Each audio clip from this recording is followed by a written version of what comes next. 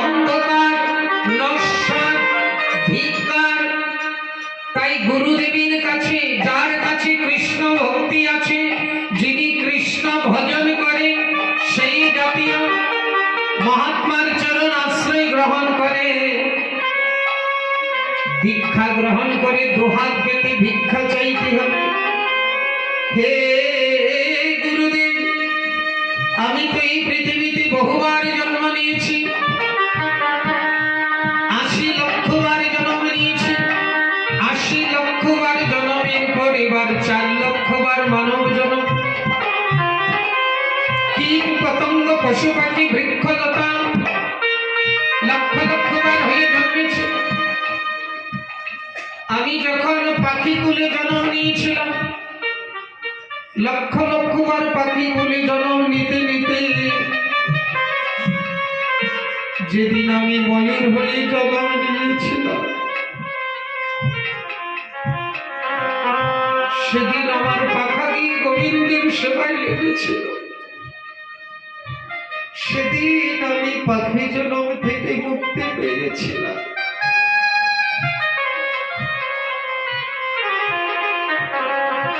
তারপর যখন বৃক্ষকুলে জন্ম নিয়েছি, বৃক্ষকুলে জন্ম নিতে নিতে যেদিন আমি তুলসী বৃক্ষ হয়ে জন্ম নিয়েছিলাম,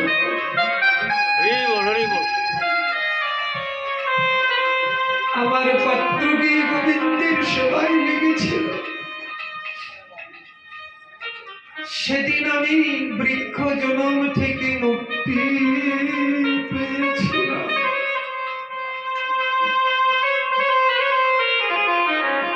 তারপর জলচর রূপে, মৎস্যকর্ম রূপে, শামুক, ঝিনুক, জলচর লক্ষ লক্ষ বার জন্ম নিতে নিতে যেদিন আমি শঙ্খ হয়ে জন্ম নিয়েছি, সেদিন আমার জলের দ্বারা গোবিন্দকে অভিষেক করা। তখন আমি জলচর জন্ম থেকে মুক্তি পেয়েছি। কৃমিজনিতে কীট হয়ে জন্ম নিয়েছি, লক্ষ লক্ষ বার কীট হয়ে জন্ম নিতে নিতে যেদিন আমি বজ্রকীট হয়ে জন্ম নিয়েছিলাম, আমি শালগ্রাম শিলাতে স্থান পেয়েছি। সেদিন আমার কীট জন্ম থেকে মুক্ত হয়েছিল। তারপরে যখন পশুকুলে জন্ম নিয়েছি, পশুকুলে জন্ম নিতে নিতে যেদিন আমি গাভী হয়ে জন্ম নিয়েছিলাম, সেদিন আমার দুগ্ধের দ্বারা গোবিন্দের সেবা হতো। সেদিন থেকে আমি পশু জন্ম থেকে মুক্তি পেয়েছিলাম। এখন আমি পেয়েছি সুদুর্লভ মানব জন্ম। এই মানব জন্ম যে কৃষ্ণ ভজনের জন্য। এই মানব জন্মে যদি কৃষ্ণ ভজন না হবে,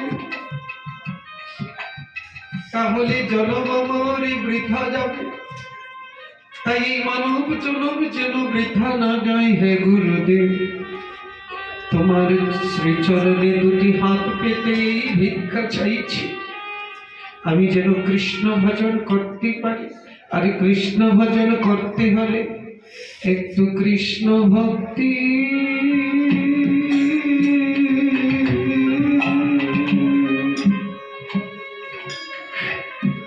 আমায় ভিক্ষা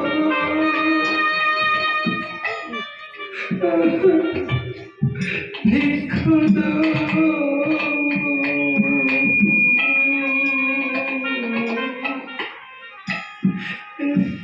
একটু কৃষ্ণ ভক্তি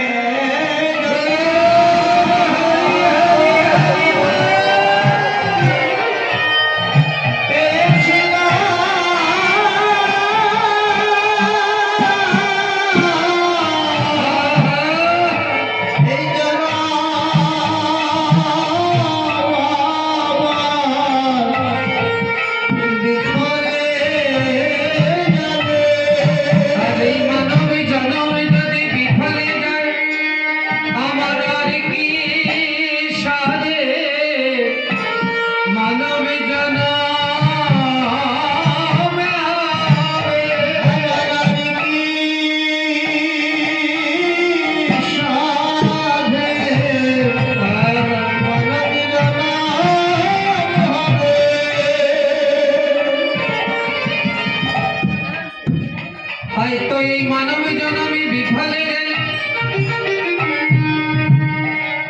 আর ফিরে আবার মানব জন্ম হবে না। আর এই মানব জন্ম যদি আবার না হয়,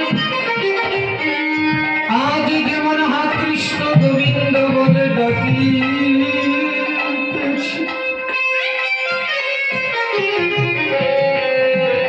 যদি এই মানব দেহ না হয় আর তো হরি বলা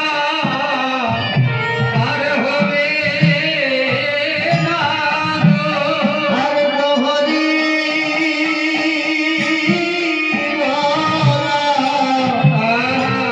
হবে না গো। যদি মানব জন্ম না হয়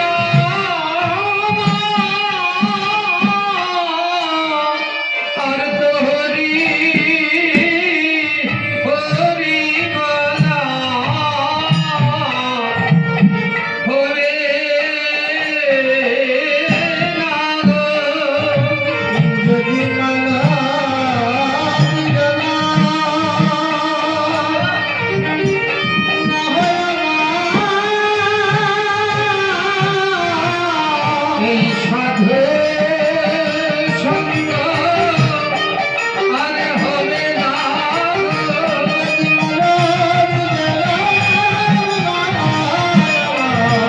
আর তো সাধু সঙ্গ হবে না। সাধু সঙ্গ হবে না। সাধু সঙ্গ হবে না। আর তো হরি বলা হবে না গো।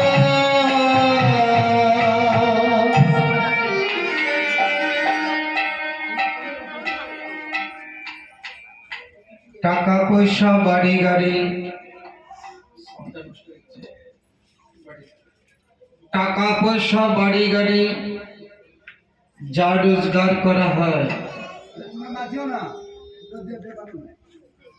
যতদিন আপনি দেহে থাকবেন ততদিন, যেদিন পৃথিবী ছেড়ে চলে যাব, সারা জীবনের রোজগারের একটা কিচ্ছু নিয়ে যেতে পারি না। এই যে আপনারা কীর্তনে আসছেন, আস্তে আস্তে সবাইকে অনুরোধ জানাবো, যার যার মোবাইল সুইচ অফ নয়তো সাইলেন্ট। কীর্তন আসরে বসে ফোনে কথা বলা চলবে না। কীর্তন থেকে যদি ফোন বেশি প্রয়োজন, দয়া করে বাইরে চলে যাবে। আর আসরে যদি ফোনে কথা বলেন তাহলে কিন্তু আমি বেশি কথা বলব, পরে আপনাদের মান সম্মানে লাগবে। আমরা চাই না আপনাদের মান সম্মানে আঘাত দিতে। আপনারা সম্মানীয়, সেই জন্য আপনাদেরকে করজোড়ে নিবেদন করছি।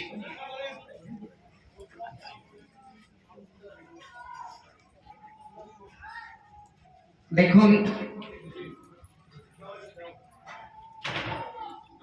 এই পৃথিবী ছেড়ে যেদিন আমরা চলে যাব, সেদিন অন্য কিছু নিয়ে যেতে পারবো না।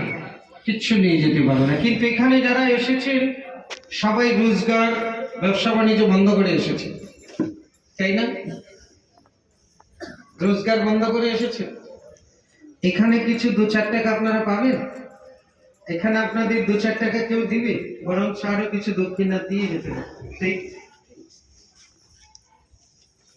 কিন্তু এখানে এসেছেন আপনারা সবাই রোজগার করার জন্য।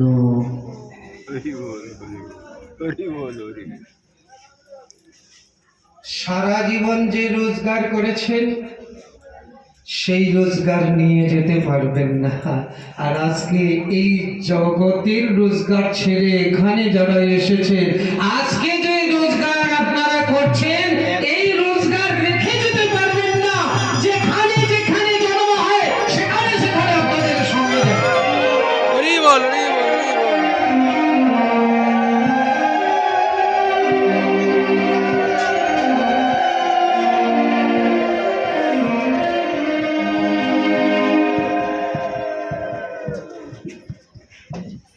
এখানে আপনারা সবচেয়ে বেশি রোজগার করার জন্য এসেছেন।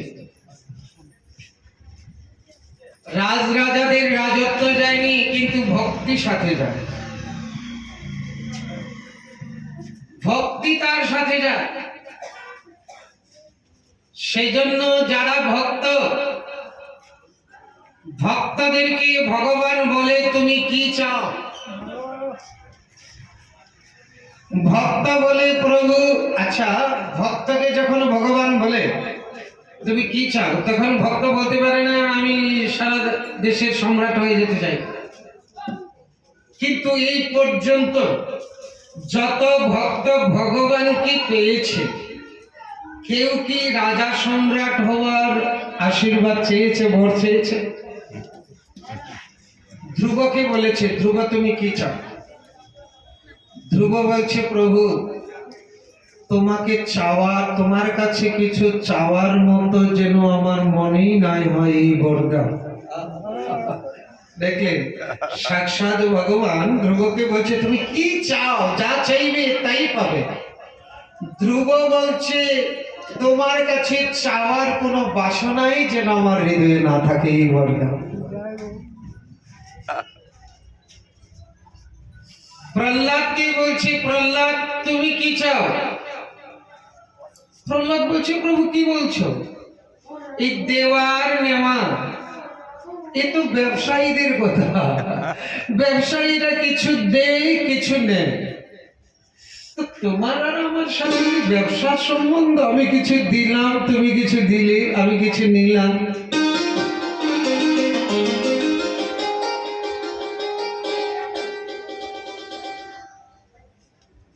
রামচন্দ্র যখন অযোধ্যা লীলা শেষ করে উনি সমস্ত অযোধ্যাবাসীকে নিয়ে উনি সাকেত ধামে যাচ্ছেন, সমস্ত অযোধ্যাবাসী পুষ্পরথে করে রামচন্দ্রের সাথে যাচ্ছে, একজন বাকি। রামচন্দ্রের সবচাইতে যিনি বড় ভক্ত হনুমান। রামচন্দ্র হনুমানকে বলছে হনুমান তুমি যাবে না? সবাই আমার সাথে যাচ্ছে, আস্তে আস্তে।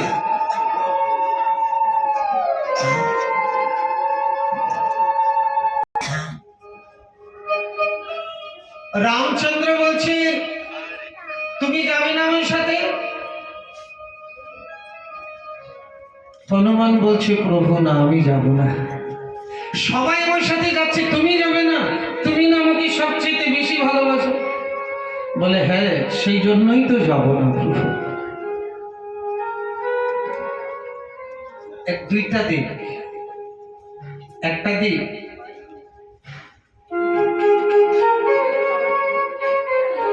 গঙ্গার নিকটে যারা থাকে তারা গঙ্গারকে এত গুরুত্ব দেয় না, গঙ্গার পাড়ে যারা থাকে তারা গঙ্গাকে এত গুরুত্ব দেয় না। দূর থেকে যারা 100 মাইল 200 মাইল দূর থেকে যায় তারা গঙ্গার প্রতি কি ভক্তি শ্রদ্ধা।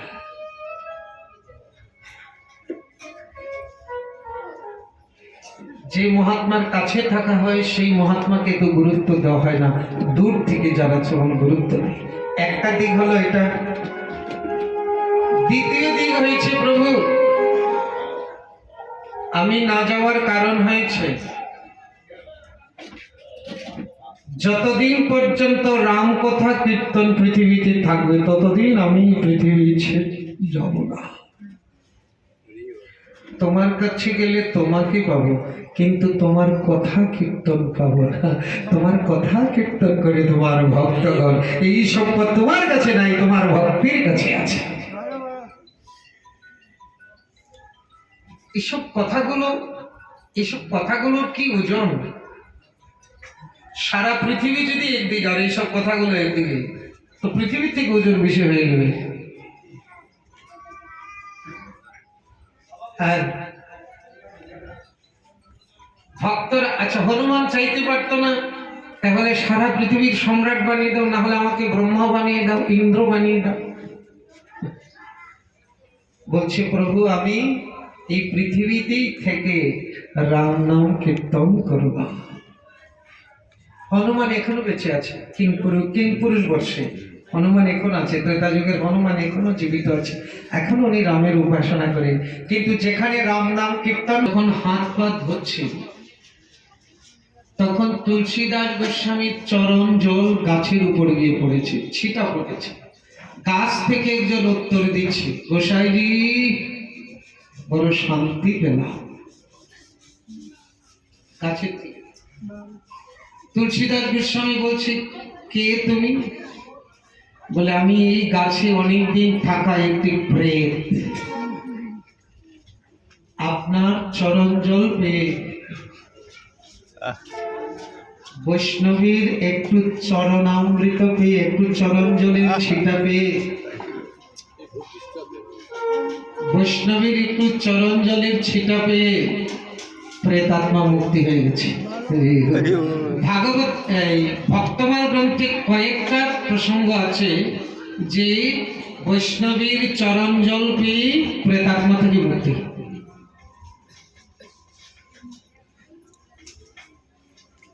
তুলসীদাস গোস্বামী বলছে যদি তুমি প্রেত, তবু চিন্ময় ধাম কাশীর, আনন্দধাম কাশীর প্রেত। তুমি বলতে পারো হনুমানকে কোথায় পাওয়া যায়? বলে হ্যাঁ বলে দিতে পারো।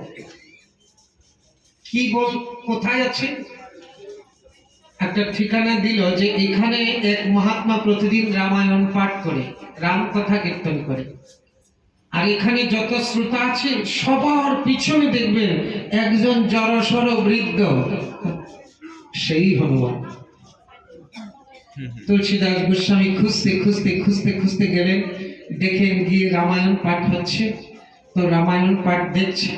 রামায়ণ পাঠ দেখতে দেখতে দেখছে সবার পিছনে একজন বৃদ্ধ বসে আছে, দেখা যাচ্ছে মনে হয় একেবারে ভিখারি, এমন জরাজীর্ণ অবস্থায় বসে আছে।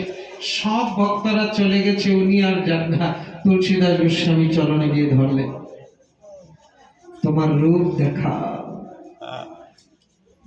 তুলসীদাস গোস্বামীর জীবনীতে আছে, রামচরিত মানুষে তুলসীদাস গোস্বামীর জীবনীতে ভক্তমালা গ্রন্থে এই উপাখ্যানটা আছে।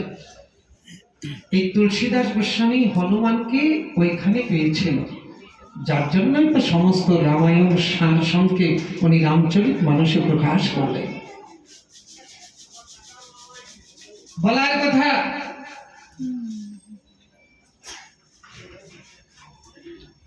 ভক্তি জন্ম জন্মান্তরে ক্ষয় হয় না,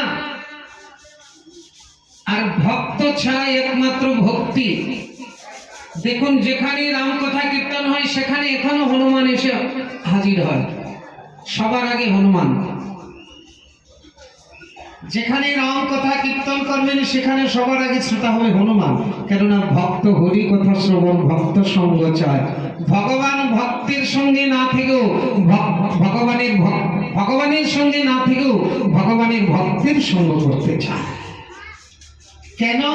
ভগবানের ভক্তের সঙ্গে হরিনাম সংকীর্তন, এই সাধু সঙ্গ হয়। তাই বড় বড় ভক্ত তারা চায় একমাত্র ভক্তি, একমাত্র সাধু সঙ্গ, ভগবানকে তারা চায় না। তারা চায় ভক্তি।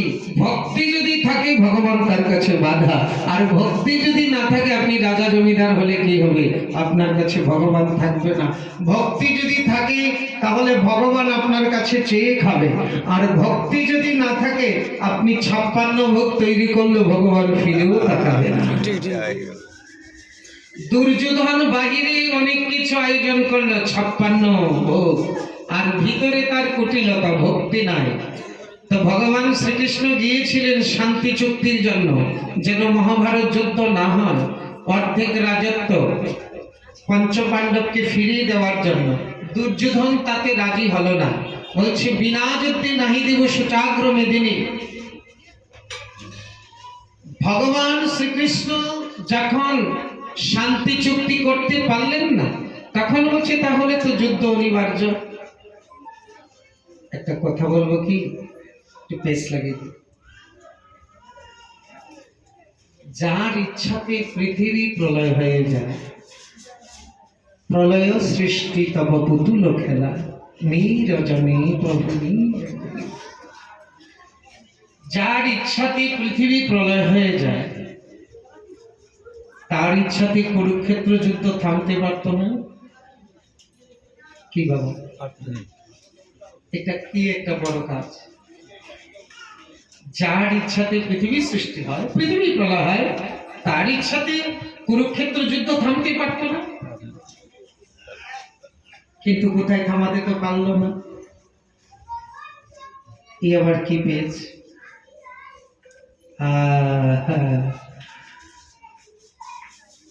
লাগিয়ে দিলাম।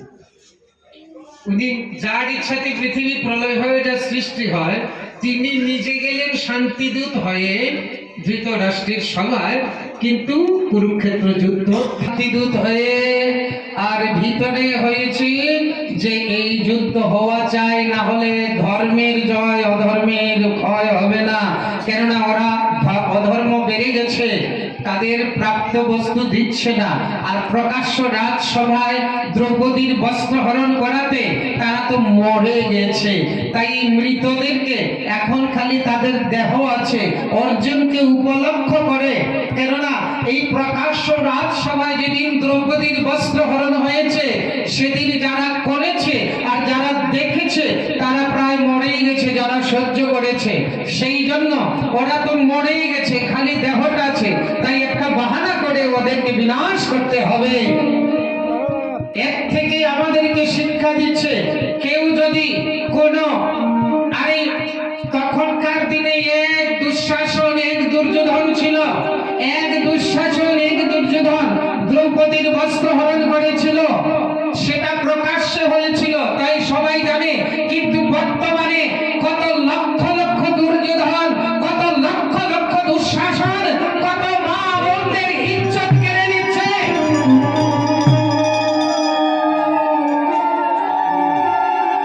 নিচ্ছে না, পথে ঘাটে অন্তরালে কত মা বোনের বস্ত্র হরণ করছে। তাই ভগবান বলছেন, দুঃশাসনকে যদি, দুর্যোধনকে যদি এইভাবে তাদের বংশ নাশ না করা হয়, তাহলে জগতের লোকের শিক্ষা হবে না। সেই জন্য উনি বাহিরে গেছে শান্তিদূত, কিন্তু ভিতরে এই অধার্মিকদের বিনাশ হোক, এটা হয়েছে তার ইচ্ছা। তাই ভগবান যেটা বলে সেটা নাও হতে পারে, যা ইচ্ছা করে তা অবশ্যই হবে। এই হয়েছে কথা। অর্থাৎ ভক্তি যার কাছে থাকে, ভগবান তার কাছে বাধা পড়ে থাকে। ভক্তি যার কাছে আছে, ভগবান তার কাছে আছে। ভক্তি যার কাছে আছে, ভগবান তার কাছে চেয়ে খায়। ভক্তি যদি না থাকে, তাহলে 56 ভোগ দিল ভগবান ফিরেও তাকায় না। দুর্যোধন বলছে, আমি অনেক কিছু জোগাড় করেছি, একটু ভোজন করো। ভগবান বলছে, ভোজন দুই পরিস্থিতিতে হয়। এক হয় বড্ড ক্ষুধা লাগলে ভোজন, আরেক পরিস্থিতি হয়েছে বেশি ক্ষুধা না লাগলেও যদি যদি যে ভোজন করাবে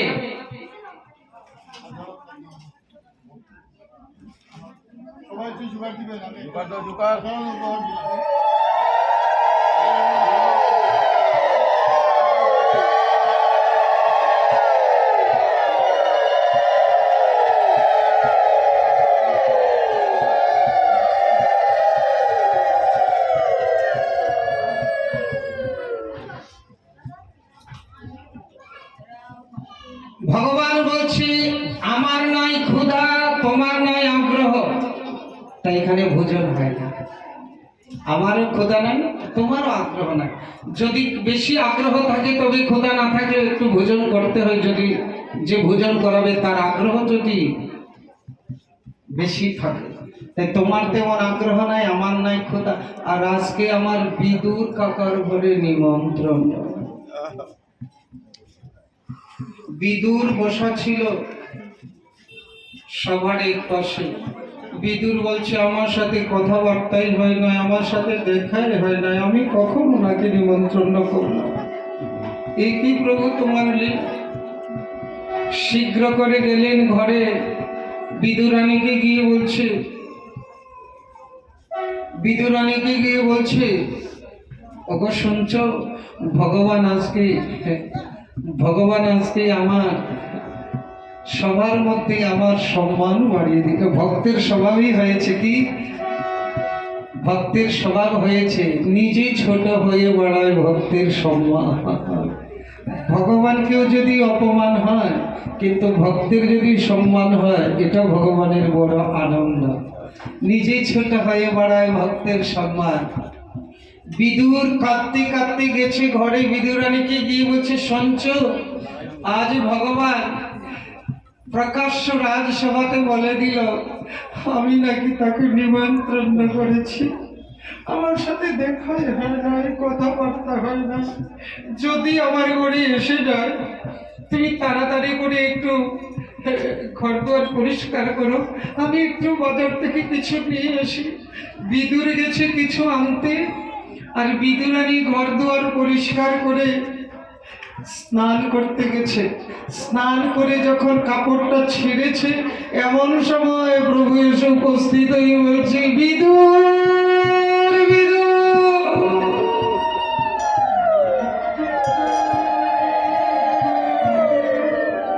যখনই বিদুর বিদুর বলে ডেকেছে,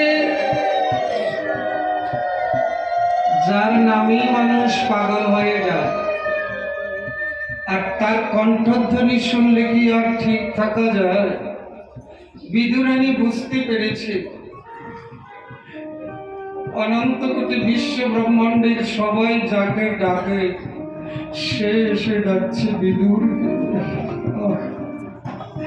আমাদেরকে শিখিয়ে দিচ্ছে ওগো জগৎবাসী, দেখো শুধু ভক্তরা ভগবানকে ডাকে না, সময় সময় ভগবানও ভক্তকে আকুল প্রাণে ডাকে। ভগবানের কণ্ঠধ্বনি শুনে বিদুরের স্ত্রী আনন্দে আত্মহারা। যোগ যোগ ধরে যার চরণ ধরে দর্শন করতে পায় না, আজ সেই অনাদিরাদি গোবিন্দ বিদুরের ঘরের দরজা। বিদুর বিদুর,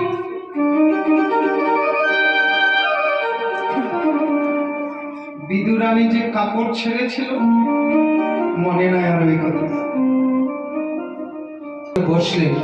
বসেই বলছে মা, বড্ড খিদে লেগেছে, কিছু খাবার দাও। এখানে 56 ভোগ তৈরি করেছিল, বলছে আমার ক্ষুধা নয়। এখানে এসে ওনার ক্ষুধা লেগে গেছে, বলছে কিছু থাকলে দাও। বিদুর গেছে কিছু আনতে, ঘরে নাই কিছু। সারাক্ষণ ঘর অনেকক্ষণ খুঁজি কিছু পেলেন না। সারা ঘর খুঁজে পেলেন 3টি কলা। 3টি কলা নিয়ে এসে বসলেন গোবিন্দের সামনে। এখন যার নামেই মানুষ হিতাহিত জ্ঞান হারিয়ে ফেলে, যার নামেই মানুষ আত্মহারা হয়ে যায়, আর সেই ভগবানের বদন দর্শনে কি তারা আর বাকি থাকে কিছু? আত্মহারা হয়ে গেছে। এখন বিদুরের স্ত্রী আস্তে আস্তে কলার বাকল ফেলবে। এখন কলার বাকল ফেলবে কি, কলাটা ফেলে দিচ্ছে। কলা ফেলে কলার বাকল ধরে দিচ্ছে। প্রভু খা। ভগবান কলার বাকলটাই ধরে মুখে দিচ্ছে। কি সুস্বাদু, কি সুস্বাদু।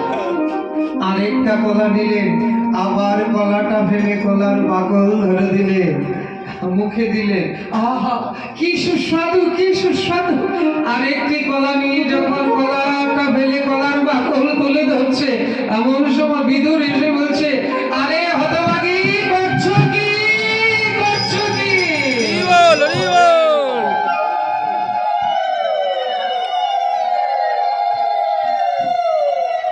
যোগী ঋষি যোগ যোগ ধ্যান করে যার চরণ পায় না, আর সেই ভগবান তোমার ঘরে এসেছে, তুমি তাকে কলা ফেলে কলার বাকল দিচ্ছ। ভগবান বলছে তুমি বাধা দিও না, জীবনে তো অনেক কিছু খেয়েছি, কত ভক্ত আমাকে কত কিছু দিয়েছে, কিন্তু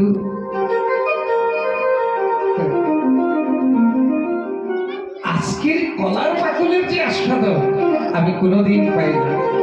আসলে আমি অনন্ত কোটি বিশ্ব ব্রহ্মাণ্ডের মালিক, কিন্তু আমি নিজের হাতে কিছু খাই না।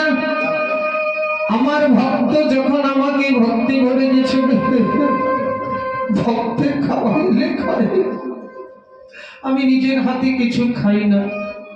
ভক্তের ভক্তি দেওয়া দ্রব্য আমি গ্রহণ করি। ওই হে বিদুর হে, আমি ভক্তের তরে দারে দারে ঘুরিয়া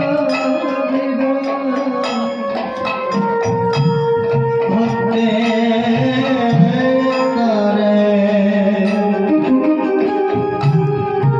করে করে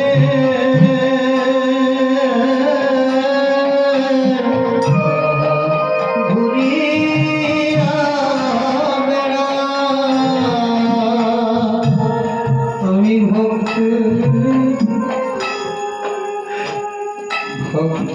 তরে দরে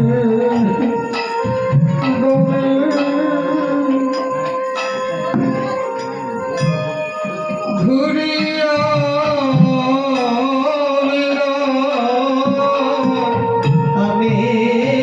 আমি ভক্তের